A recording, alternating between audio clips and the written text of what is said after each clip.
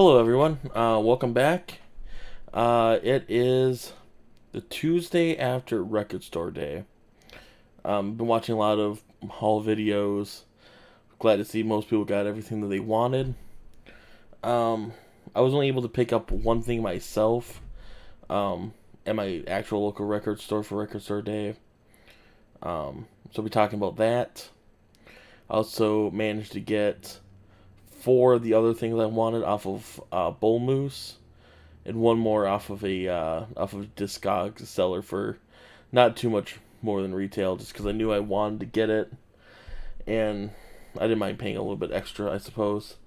Um, Before we jump into that, we got one thing in the mail after I got back to the house. Had this waiting for me from my Follow Me Please order, the Nat Turner Rebellion, which is a early Philly soul and R&B group. The write up on it was super interesting. After the titles were announced last month, basically it's a group from, of course, Philly. They only released one or two singles, 7 inches. I never had a full length album. Had over an album's worth of material, but just never really materialized. I sampled some of their songs, and it spans the whole spectrum between some is funk, R&B. Some have a little bit more of like a rock feel to it. And I can't remember what the other options were, but there wasn't any way I was going to swap that out. Um, so just wanted to touch on that before jumping into the actual kind of haul. Um, so I got to the store right about 9 o'clock, or sorry, about 8:30 or so. There was maybe 5 or 6 other people in line, um, and I was expecting to get two things from this store. I let the owner know kind of what I was looking for, so that could place the right order and or make sure that try to order things that he knew the customers would want. Um, and I really didn't have to do that with this. There was probably 4 or 5 extra copies even by the time I left. Um, but picked out the Third Man Records reissue of Trout Mask Replica by Captain Beefheart and his Magic Band. Um, I mean, I haven't actually opened it or anything, but I mean, this is heavy duty, man. Like, it's a pretty great feeling sleeve and package. I can't really talk too much about it. You click on seemingly any random VC video, and you can find out more info. But in addition to Record Store Day, like a lot of other stores, they had other sales going on. So all their used vinyl was 30% off. Anything new was 20. CDs were mostly 30% off. So I picked up 2 records there, and then 3 more at another location across town. Um, First one is a Canadian, I believe, it's the original Canadian press of Iron Maiden's Power Slave album. Um, it has, of course, there's like the little notch up top here. I'm sure you can tell the cover's a little bit beat up, but it has that textured cover. And the record itself is almost perfect. There's some not crud, some paper, some dust and stuff on it. Just probably need to lightly brush that off and it'd be great. But this is the one that I am super stoked for. It sounds like they just got it in the other day. According to one of the guys working, I don't know if somebody came in or they bought a full collection, was just kind of sorting through it. It's all classic stuff, big band, maybe some Sinatra and stuff. And sitting in the middle of it is Pink Floyd's Adam Hart Mother on Harvest. It's an early Canadian pressing. I was on Discogs last night trying to figure it out because the jacket has some corner wear. Maybe I can never tell if it's slight discoloration or if it's just the way the jacket was when it was new. But the wax itself is damn near immaculate. But looking at Discogs, um, I found one that kind of fit, and I found a website for like the Pink Floyd archives. One of these really old school websites that looks like it's still maintained, so I might reach out to the owner of that. Because if I remember right, I believe it's the Runout matches like a third pressing of it. However, the labels match the fourth. So I don't know if it's just a plant thing or they had some leftover wax right out of labels. I have no idea.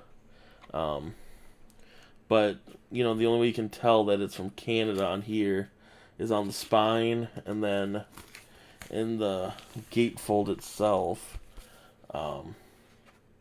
we've got the whole harvest is, where is it? Right there. It mentions being from Canada. With that being said, the wax on it is just top notch. I honestly, I've never expected to see a Pink Floyd album, especially such an early pressing of it, be in such good shape. They also looked like they had a pretty clean copy of, I'm probably going to mispronounce, but Umagama. But, because it was 40 Canadian. I live in the States, so it was a little bit of a good price for me, plus 30% off of that.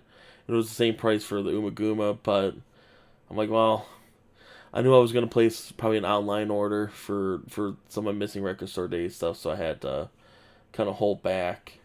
But in addition to that, I got a couple of other kind of cheapy things. I got Barenaked Ladies Silverball on CD, which is one of the Barenaked Ladies albums I've missing. And then I got the Great Big Sea band, Great Big DVD. This was recorded because it's live concert footage. I don't know. I'm not exactly sure where this was filmed at. I'm going to take a stab and probably say back home. Maybe it was in Toronto. Anyways, if you're not familiar, Great Big Sea is essentially it's a band from the Maritimes, from Newfoundland, singing kind of your traditional kind of Canadian Maritime songs, plus plenty of their own. I think Donkey Riding people have covered. Of course, Merrimack, excuse me. The Old Black Rum. They do a cover of The End of the World by REM. It's pretty great. Okay, so that was at their main location. And then there's a little junk shop, a little kind of antique store that they rent floor space from. I've gotten kind of lucky. I've found some stuff there before. Nothing super extraordinary. Picked up a pretty nice copy of Queen Alive, a Canadian pressing of that. But figured, I had plenty of time. It's still only like 12 o'clock, not even. And so walk in, and they had a little crate kind of next to the door, which they normally don't have, but I'm taking a look through it. And I found these two. Pink Floyd, The Final Cut, which I believe is a Canadian copy also. Yep. Manufactured, distributed by CBS Records Canada. Paid, it was $19.99 plus 30% off, Canadian, so basically a song. The vinyl's fine. The cover has a bit of wear on it. Nothing too significant, nothing kind of out of the ordinary. The spine's kind of beat up. Um, and then, kind of right behind that, I believe it's actually my first one from this band, believe it or not. But it's the soundtrack from the song Remains the Same by Led Zeppelin.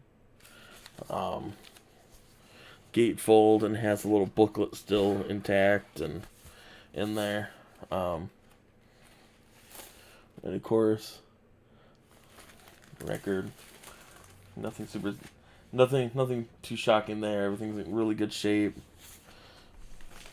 I think I got a pretty good deal out of this one. Again, this has some corner wear. With it being a black cover, it has starting to get some noticeable ring wear. But like a lot of people say that's you can't play the cover, right? And then this album I've been looking for a hot minute. So one of the channels I follow, and you should follow too, is Naz Nomad. He mentions this album a lot. It sounds like it's one of his favorites, at least by this band. So I've been looking for it, since pretty much I started collecting records a year and a half ago. And I think I've seen literally every other album from this band other than this one. And so the way that the rented space works is you have a whole side full of your normal music, your normal kind of rock music. Has some country down below and that sort of stuff. And on the other side it's supposed to be mostly like heavy rock or hard rock and metal and stuff. And so I'm going through, and of course you're seeing stuff like Agents of Fortune and whatever else.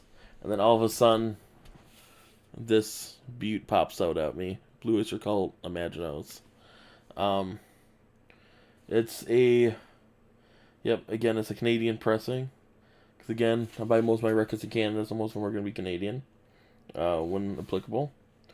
The cover, the cover is pretty good for, not being in a sleeve in a store. I don't think it's been sitting out there for very long. I usually hit up that shop once every month and a half when I can.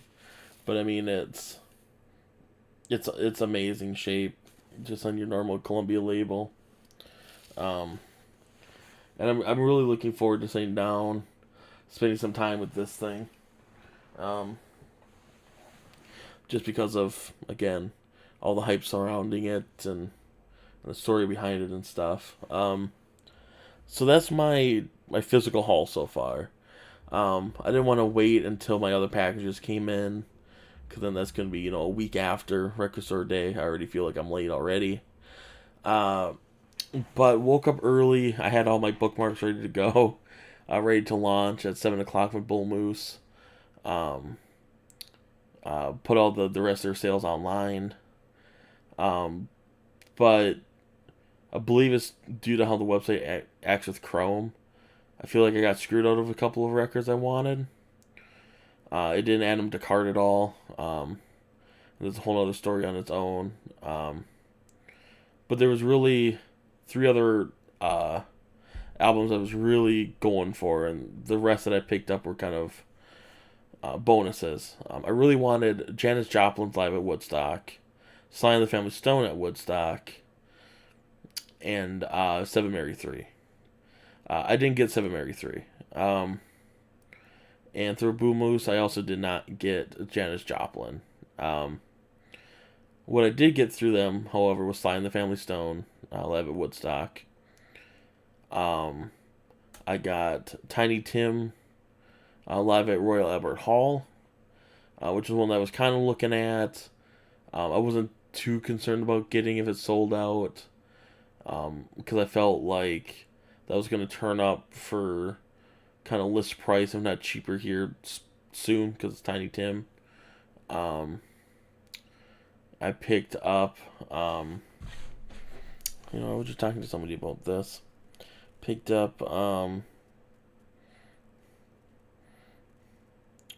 Oh, I know this is just riveting talk here. Order receipt here. Oh, the Best of Tom's Van Zandt, the 2 LP record set.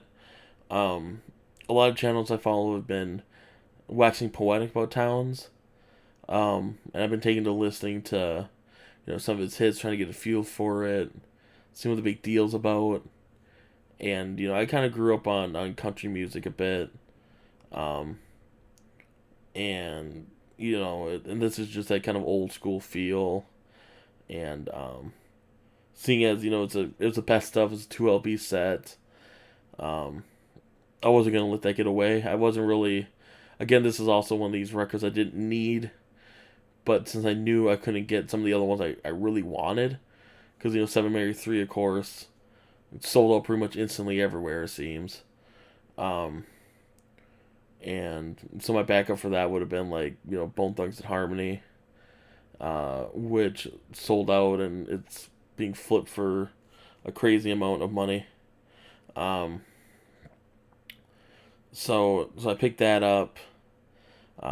Excited to really dive into Towns.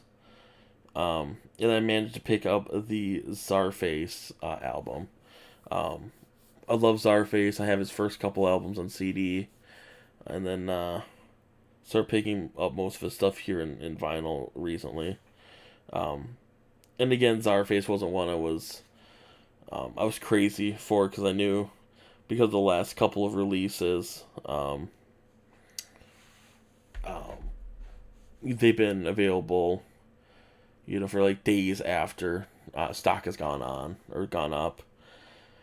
Um, so that's your Bull Moose. Everything's been shipped. Should be here probably in a couple of days, hopefully. Um, and then I did order. I didn't want to wait and hope that Turntable Labs or sites that are listing all their extra stocks on Reverb LP or through their site, their normal site or whatever, was gonna list the Janis Joplin Live at Woodstock. Um, and because in the meantime, if the price continue to rise, then I'm just gonna price myself out of it. I had it in my hand over in Canada, but I'm like, man, when you look at a $50 price tag for it, even though it's gonna be a heck of a lot cheaper in your own currency, it's still $50, right? Um, so I put it back initially, and then of course I had buyer's remorse, but um, so I picked that up. A seller was selling it for like $33 plus like $5 shipping. So really, it's not terrible. I got what I wanted. I don't feel too bad over it. There are still some stock notification I'm waiting for like your turntables that I'm hoping to snag a couple copies of. Like again, your Seven Mary 3, Bone Thugs. If I don't get it, I don't get it. I mean, the way I figure it is, both of those are probably going to get repressed at some point, in non-limited variety. Especially since it seems like Seven Mary 3 was the one of the big ones outside of maybe Death Grips that a lot of people were hoping to get. And it seems, any store that had it got rid of it really, really fast. First couple of lines sort of deal. So I fully expect the band to repress that in full along with the rest of their albums. And with your, Bone Thugs-n-Harmony, I know on like the rap and hip hop side of things, there's I can't think what the label is, but they've been doing pretty good represses of classic albums. That's how I got my Black Star and whatnot. So I'm sure, again, it's going to come up probably more of a plain Jane copy. I don't know what all it came with, or if it was on special color vinyl or anything off the top of my head. But I figured the opportunity is going to be there probably down the road to get just a generic record of it, and that's all I need. Or I don't even need, like, I have Seven Mary 3 on CD that I have ripped to my computer at this point. I don't need it on vinyl. I can listen to it there and I'll be happy. but the '90s alternative fan in me really really wants it.